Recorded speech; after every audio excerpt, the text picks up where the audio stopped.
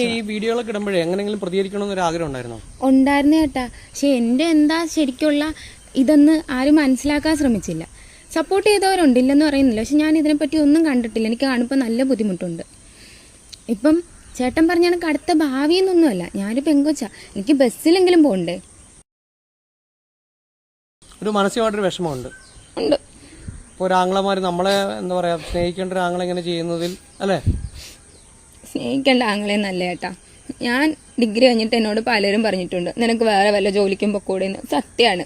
എനിക്കൊരു computer course പഠിച്ചാൽ എവിടെയെങ്കിലും എ സി റൂമിൽ കയറുന്ന ജോലിയാണ്. ഞാൻ അതിനു പോലും പോകാണ്ട് ഇവൻ്റെ കൂടെ കറക്റ്റ് 2 വർഷത്തോളം പോയി പണിയെടുത്ത് കൊടുത്ത്. ആ പണിയെടുത്ത് കൊടുത്തതിൻ്റെ അതും എനിക്ക് എത്ര രൂപ തരുന്നതെന്നറിയാവോ? ഒരു വാട്ടർ ടാങ്ക് ത്രൂ ഔട്ട് അവൻ വാട്ടർ ടാങ്കിൽ കയറി ചെയ്തിറങ്ങി അതിൻ്റെ സാധനങ്ങൾ ഇവരുടെ ഡ്രസ്സ് മാറാൻ പോകുമ്പം ആ ബക്കറ്റ് സാധനങ്ങളൊക്കെ കഴുകി വെച്ചാൽ തരുന്നത് 200 രൂപ. അതിന് വേണ്ടിയിട്ട് ഞാൻ പോയി പണിയെടുത്തു എന്ന് പറയുമ്പോൾ തന്നെ ഊഹിക്കാമല്ലോ